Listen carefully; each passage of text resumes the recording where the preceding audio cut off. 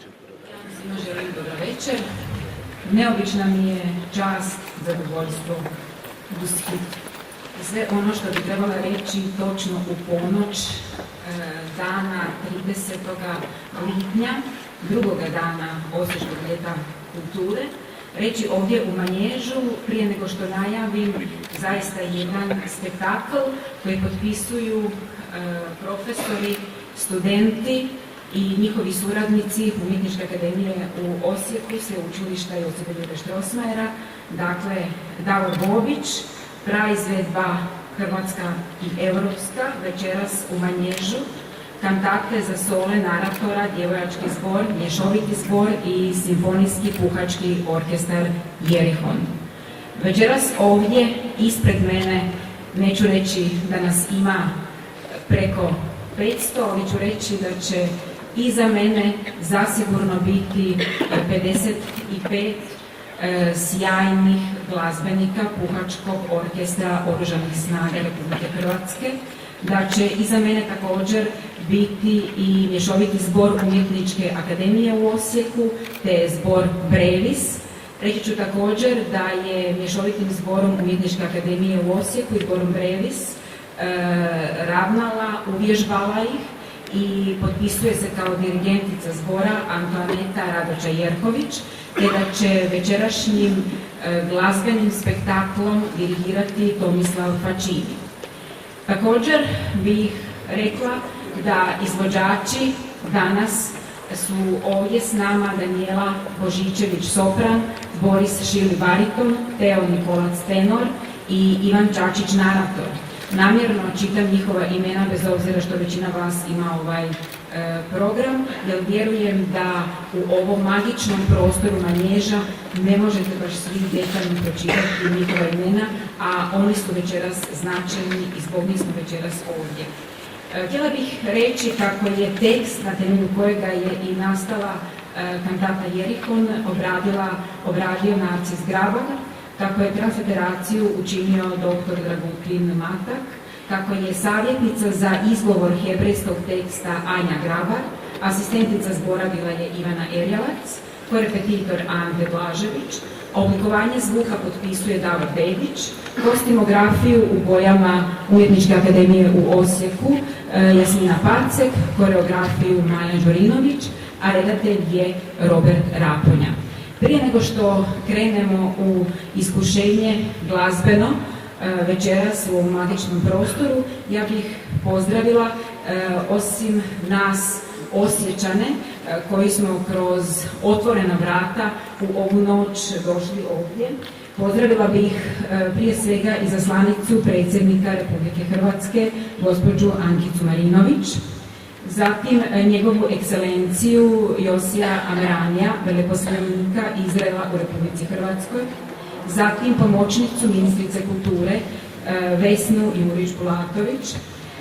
Potom bih pozdravila predsjednika Matice Hrvatske Igora Zidića, te posebno zadovoljstvo mi je pozdraviti domaćina Osječkog ljeta kulture, gospodina gradonačelnika Krešimira Bubala, kojeg bih u ovom trenutku molila za 12 riječi, s obzirom da je ovo 12. ljeto kulture, a mi ćemo onako s aplauzom ga dočekati i čekati na dan.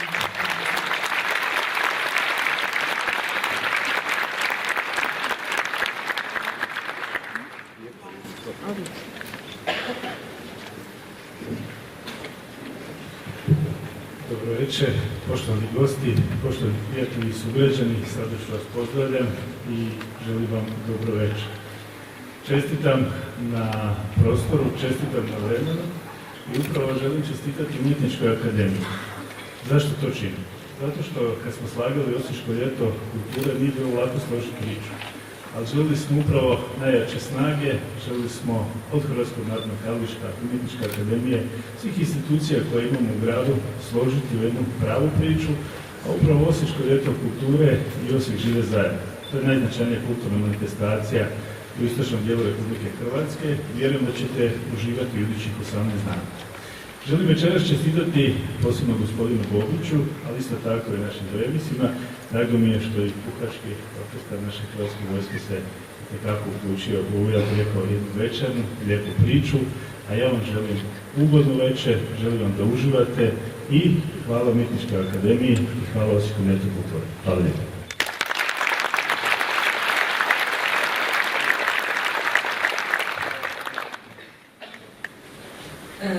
Nismo ovdje kako bi nas slušali, nas govornike, već kako bi se prepustili onome što će se večeras za 1 sekundu početi zbivati ovdje u Manježu Sveučilišta Josipa Jurja Strossmayera. Uživajte.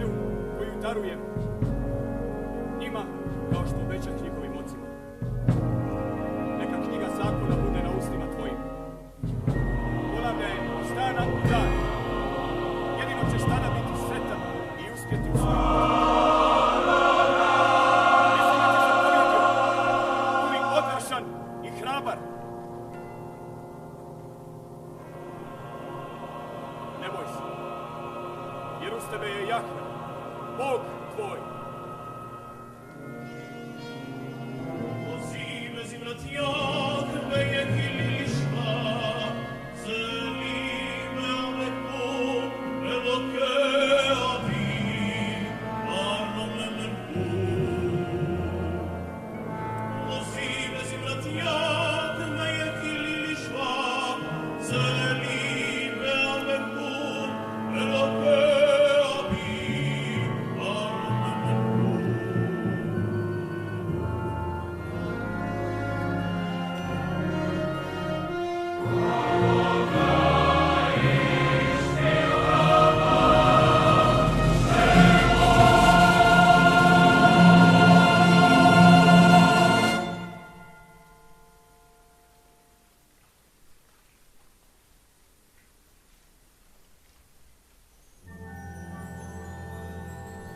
Tada zapovjedi Jošua glavarima naroda.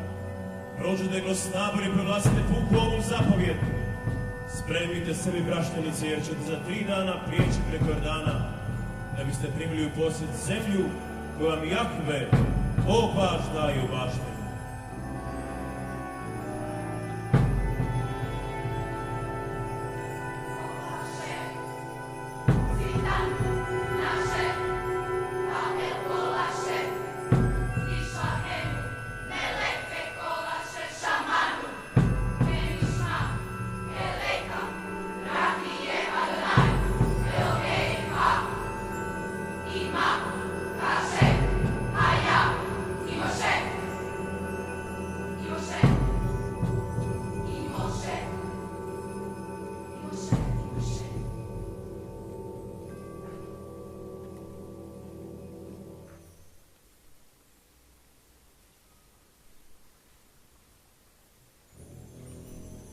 Jošua, sin Nuno, posla potajno i šitima tvoji su uhoda sa navodom.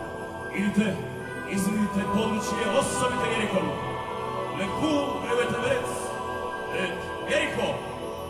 Oni odu i stignu do kuće u kojoj je stalomala Rakaba, bludnica. I tada kralj Jerihonski poruči Rakabu: izvedi ove ljude koji su došli po tebe, koji su ušli u tvoj dom jer su došli uhoditi našu zemlju. Dok još ovi gore ne bi jako zaspu, popne se Rakaba k njima na krov te im reče: znam da vam je Jahve predao ovaj grad. Jer na tiki na tan, Adonaj Rahve je Anas.